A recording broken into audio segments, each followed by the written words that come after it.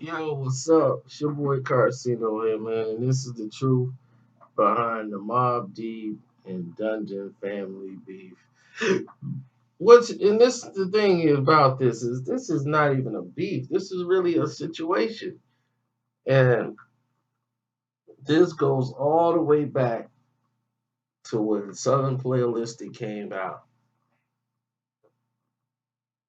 When Southern Playalistic came out and Outkast and everything was starting for them, Puff was like all big behind LaFace and and as far as making the look for Outkast as LaFace, this is their first rap artist coming out. So Puff was really hands on with down there in Atlanta and with the promo of everything and making sure the video jumped off right. He directed the video. So when that stuff was kicking off in Atlanta and jumping off and it had a smooth players anthem, like New York people could vibe to it. Midwest was on Outkast heavy. East Coast, not so much. They was a little bit, but they had their own thing. So they was too busy focused on the rebirth of the East Coast, because right after that, Nas, Biggie, and Mobb Deep come out, and it just took over. Wu Tang was already out, so it was just boom. Old Dirty come out, Meth single albums out. East Coast is back in a big way. So when this is going on and Mobb Deep blow, Puff was big behind that. And once they did the Source Awards, Jermaine Dupri, Puff, and all these dudes, they bring in all the ATL dudes, they all coming together. Now, Outkast have been working on the other project where they got Cool Breeze. Cool Breeze is coming out. And Cool Breeze project was getting ready to drop. And Watch for the Hook videos, to me, that song was amazing. Got the whole Dungeon family on there, really just getting it in. And for the Source Awards, they do the song. So when the Source Award goes down, everybody do the song. And when the song kick off and everything, Biggie was one of the main people to get him props. You know what I'm saying? And get him some like he was doing that with everybody. Like 95 South, whoever did Tootsie Roll tag team, or whoever that was, could have been 95 South, one of them. He was he was giving them all the dap in the world because he's like, man, look, everybody repping where they from. Where they from, that's what they do. But then when it came to Outkast, and Big was like, man, them puff niggas.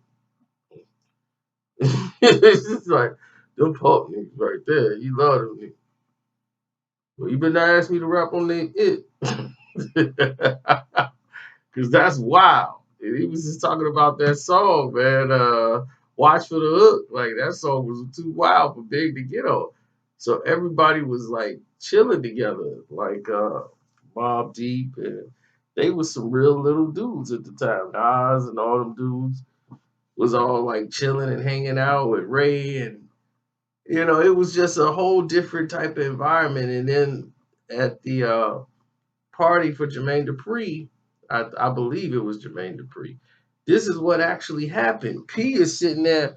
They was talking about how they got 4.5 mics in the source. Like, yeah, man, the source falling off, man. You know what I'm saying? We got 5 mics. These niggas got 4 mics, 4.5. Like, you know what I'm saying? Some corny lame dude just because they from Little Face. You know what I'm saying? I melt any dude. P was just like that. He was young, full of energy, had a high record on the streets. P was just like, I melt anybody put in front of me. 4.5 mics just because they from the Face Records. They ain't boys to men. You don't get them 4.5 mics. So I don't even think he heard they songs, man. I think he probably just heard the ones they played, had videos for. And they actually was there in the room Like the Dungeon family is on one side, Mobb Deep is on the other side, and some words I don't know who's did what, but it was mostly the infamous Mob, who was part of Mobb Deep, and then you got the Goody Mob. That's a part of the Dungeon family. Some of them dudes got into it. Like I don't know what the argument was or who was talking with who, but it got tough, and they realized the dudes from Atlanta was just as tough as the like if nobody was finna back down in that situation till people came and smoothed it out. And Puff came and grabbed dudes and was whispering in dudes' ears, you know what I'm saying, and calming the situation down. But that's what I don't know what the friction was back there. Like nobody could ever give me the straight up story to say like what it was. I don't even think they knew. Like, because P from Mobb Deep and all them, they ain't like they had some problems with Dre and them. They was just talking about how they felt like they shouldn't have got 4.5 million. So and Andre 3000, he was just like, man, he was salty because they was getting hated on by not just them, it's the crowd, people around him, Craig Mack dude, he was really foul, the whole time, really in their face, throwing up East Coast. He was just charged, you know what I'm saying? He's one of them wild dudes who's just charged from the East Coast.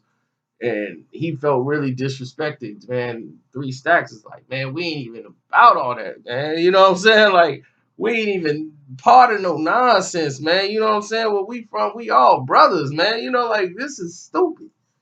That's just how his mindset was. Like, so he wasn't above the nonsense.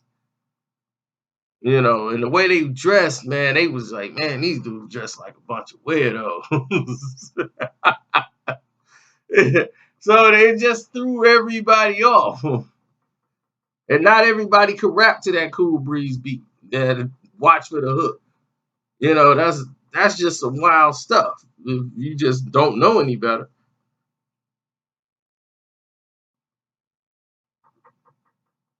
But that's their style, man. That was Dungeon Family. So that's all that was, man. Just a misunderstanding that took place at the time.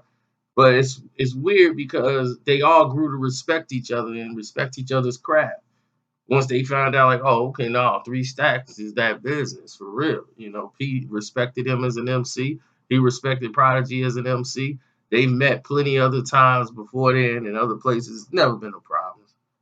So that just goes to show you how you feel when you 16, 17, 18 years old, when you become a man and when you really see things like, oh, man, I was just talking reckless.